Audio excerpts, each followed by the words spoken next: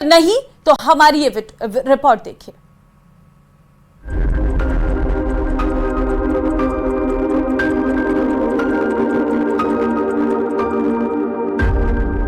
विस्थापित हिंदुओं की दर्द भरी दास्तां। आपको नागरिकता मिल गई है? नहीं मिली है। छोटे छोटे बच्चे मेरे पूरे फैमिली पीछे है। पाकिस्तान के जुल्म की कहानी। हाथ जोड़ के ये निवेदन करते हैं, कुछ ऐसे परिवार है जिनको आधा तोड़ के आधे उधर है आधे इधर है। हिंदुओं का दर्द सुन आप भी रो देंगे। कोई कानून लाए जो पीछे है वो आ सके। मैं पाकिस्तानी हिंदू हूँ, मेरा दर्द भी सुनो। ये शब्द पाकिस्तान से आए हिंदुओं के हैं। अपनी जान बचाकर भारत पहुंचे इन लोगों ने पाक में हुए जुल्म की दास्तां बताई तो सब हैरान रह गए।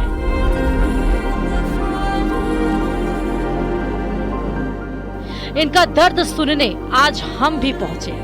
उन्होंने जो बताया उसे सुनकर आप रो देंगे। पाकिस्तान में इनके साथ जो जुल्म हुआ उसे आप भी सुनिए।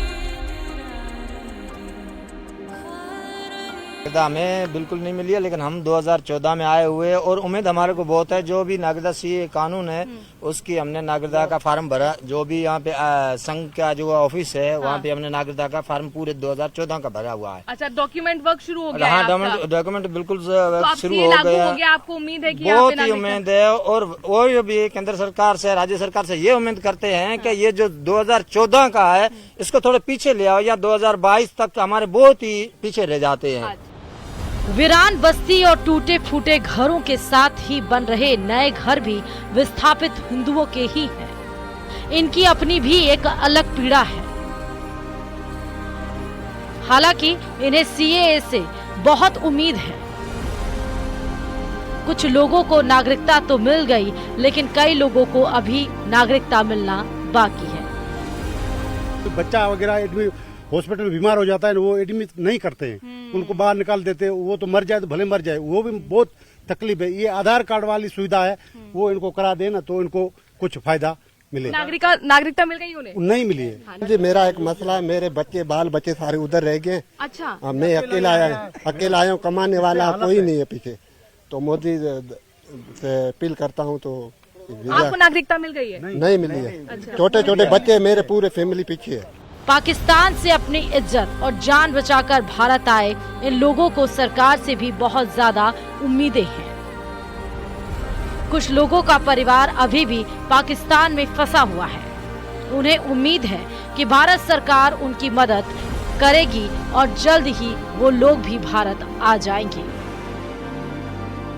सरकार से निवेदन करना चाहते हैं, हाथ जोड़ के ये निवेदन करते हैं कि इनके बच्चे जो सारे पीछे रह गए, एक इनको वीजा, कुछ ऐसे परिवार है जिनको आधा तोड़ के आधे उधर है आधे इधर है। अच्छा। ऐसा करे, कोई कानून लाए जो पीछे है वो आ सके। कमाने वाला कोई नहीं है पीछे, छोटे छोटे बच्चे हैं। हालांकि पाक में हिंदुओं पर जुल्म की कहानी खुद पाकिस्तान के मानवाधिकार आयोग ने भी बताई है। साल 2021 से 22 का ब्यौरा देते हुए कहा कि जबरन धर्म परिवर्तन की घटनाएं चिंताजनक स्तर पर पहुंच गई हैं। खास तौर से सिंध इलाके में हिंदू लड़कियों के अपहरण और धर्म परिवर्तन कराने का हवाला दिया गया है। रिपोर्ट में जुलाई 2021 से जून 2022 तक के हालात बताए गए हैं। जब परिस्थिति ऐसी हो तो क्या पाक में रहा जा सकता है? ऐसे में अपनी जान बचाकर ये लोग भारत में आ रहे हैं। विस्थापित यहाँ पर आए हैं, हमें मूलभूत सुविधाएं मिलना शुरू हो। कैमरामैन अनिल के साथ मनुराज सक्सेना, जैसलमेर। क्राइम की दुनिया में छोटा राजन का नाम कौन नहीं जानता। अपराध जगत में उसके काले कारनामों से हर कोई वाकिफ है। लेकिन आज हम आपको बताएंगे कि मुंबई की बस्ती में पला बड़ा लड़का कैसे एक टिकट ब्लैक करने से लेकर अंडरवर्ल्ड डॉन दाऊद इब्राहिम का साथी बन गया और फिर उसी से दुश्मनी मोल लेकर खुद को देशभक्त डॉन बुलाने लगा। देखिए रिपोर्ट।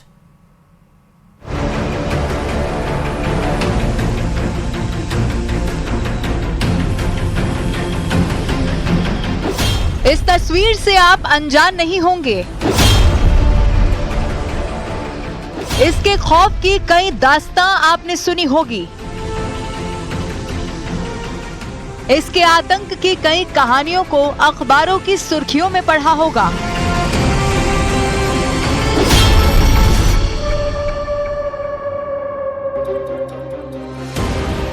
छोटा राजन कभी मुंबई में आतंक का दूसरा नाम होता था। 80 के दशक में मुंबई पुलिस की नाक में दम करने वाले छोटा राजन पर दाऊद इब्राहिम को आंख बंद करके भरोसा था। क्राइम की दुनिया में दोनों एक दूसरे का हाथ थामे हर दिन आगे बढ़ रहे थे। भारत से लेकर दुबई तक दोनों एक दूसरे के साथ मिलकर काम करते थे। इनका एक कॉल किसी के भी पसीने छुड़ा देता था। लेकिन ऐसा क्या हुआ कि ये दोस्ती दुश्मनी में बदल गई? आपको दोस्त से दुश्मन बने छोटा राजन और दाऊद की पूरी कहानी बताएंगे, लेकिन उससे पहले छोटा राजन के बारे में जान लीजिए। छोटा राजन का असली नाम राजेंद्र सदाशिव निखलजे है। मुंबई के चेंबूर की एक बस्ती में छोटा राजन का जन्म हुआ था। महज 10 साल की उम्र में छोटा राजन ने अपराध का दामन थाम लिया। पहले फिल्मों की ब्लैक में टिकट बेची, उससे खर्चा नहीं चला तो राजन गैंग को ज्वाइन कर लिया। राजन नायर को लोग बड़ा राजन कहते थे। राजन नायर का दाहिना हाथ होने के नाते इसका नाम छोटा राजन पड़ गया और बड़ा राजन की मौत के बाद सदाशिव ने गैंग को संभाल लिया और मुंबई में वो दाऊद के करीब आया और फिर दाऊद के साथ काम करने लगा। छोटा राजन की डेयरिंग का दाऊद बेहद कायल था। वो इसीलिए कि जब बड़ा राजन की हत्या का अब्दुल कुंजू पर इल्जाम लगा तो छोटा राजन ने उसे मारने की कसम खा ली, लेकिन कुंजू ने पहले ही सरेंडर कर दिया। कुंजू को मेडिकल के लिए ले जाते वक्त अस्पताल में पुलिस की मौजूदगी में छोटा राजन ने कुंजू पर हमला कर दिया। हमले में कुंजू तो बच गया, लेकिन दाऊद की नजरों में छोटा राजन की इज्जत बढ़ गई। दाऊद इब्राहिम से छोटा राजन के रिश्ते मजबूत हो गए और अब दोनों एक साथ मिलकर मुंबई में वसूली, हत्या, तस्करी और फिल्म फाइनेंस का काम करने लगे। दोनों की दोस्ती परवान चढ़ रही थी। क्राइम की दुनिया में दोनों लगातार बढ़ रहे थे, लेकिन ये दोस्ती किसी को अखरने लगी थी। दावा किया जाता है कि छोटा राजन और दाऊद की दोस्ती में अगर किसी ने आग लगाई तो वो था छोटा शकील। कैसे, वो सुनिए। दाऊद और छोटा राजन एक दूसरे पर आंख बंद करके भरोसा करते थे, लेकिन छोटा शकील को ये दोस्ती खटकने लगी। छोटा शकील ने राजन के खिलाफ दाऊद के कान भरना शुरू कर दिए। धीरे धीरे छोटा राजन और दाऊद के रिश्तों में दरार आई। 1993 में मुंबई बम ब्लास्ट में दाऊद का जब नाम आया तो राजन ने नाराजगी जताते हुए दाऊद से हर रिश्ते को खत्म कर लिया। ब्लास्ट के बाद दाऊद और राजन ने भारत छोड़ दिया। अब आए दिन दोनों एक दूसरे को मारने की कोशिश करते रहते हैं। दाऊद इब्राहिम ने छोटा राजन पर कई बार जानलेवा हमला किया। बैंकॉक से लेकर तिहाड़ जेल तक हमलावर भेजे गए, लेकिन ये प्लान हर बार फेल होता गया और राजन और दाऊद के बीच दुश्मनी बढ़ती चली गई।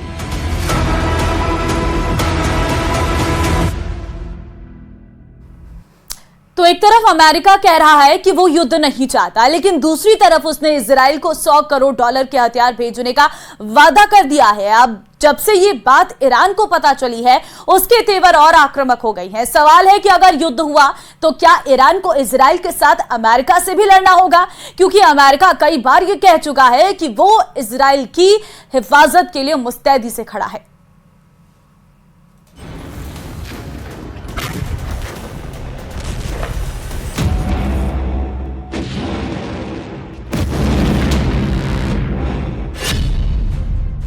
नेतन्याहू को बाइडेन का फुल सपोर्ट।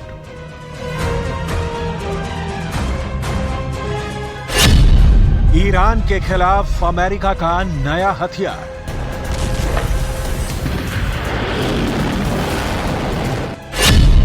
तेल अवीव आ रहा है $100 करोड़ का हथियार।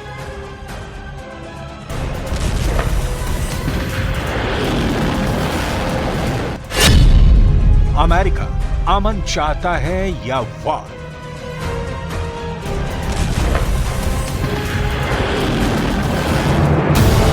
ये सवाल बहुत जरूरी है क्योंकि ना तो दुनिया के नक्शे पर क्षेत्रफल के हिसाब से न आबादी के हिसाब से इजरायल ईरान के सामने टिकता है।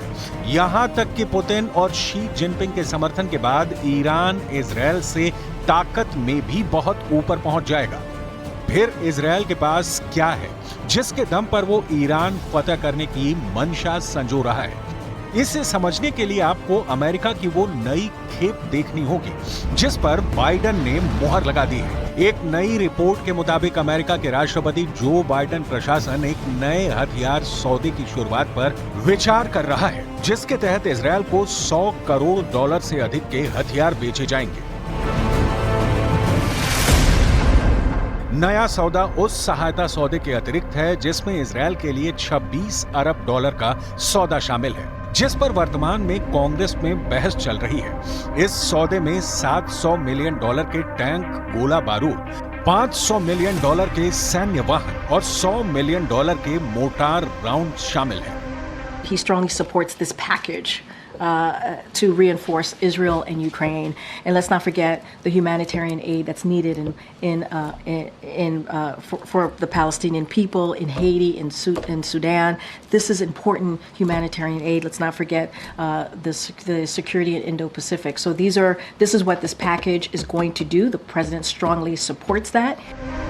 अमेरिका ने अभी 2 दिन पहले ही ऐलान किया था कि इजरायल अगर ईरान के खिलाफ बदले की कार्रवाई करता है तो उसका साथ नहीं देगा।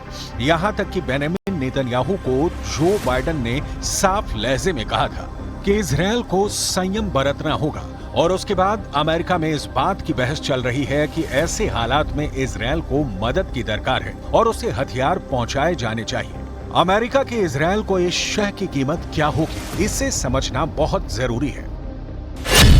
1916 किलोमीटर ये तेल अवीव से तेहरान की दूरी है। 9437 किलोमीटर ये तेल अवीव से अमेरिका की दूरी है। 3686 किलोमीटर ये तेल अवीव से मॉस्को की दूरी है। ये दूरियां मैप पर दिखाने का अर्थ ये है कि ईरान इजरायल युद्ध भड़का तो उसकी जद में दुनिया का कितना प्रतिशत हिस्सा आएगा।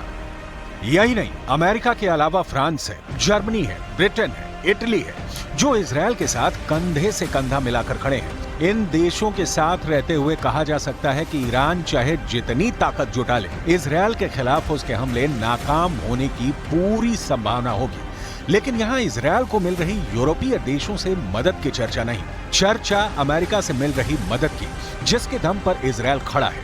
ईरान से दो हाथ करने के लिए अभी ही नहीं, अमेरिका इजरायल का ऑल वेदर फ्रेंड रहा है।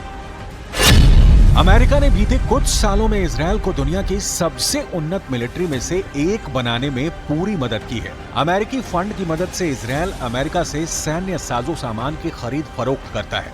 अमेरिका ज्यादा से ज्यादा इंटरसेप्टर मिसाइल दे रहा है ताकि इजरायल को आयरन डोम एयर डिफेंस सिस्टम की कमी ना पड़े।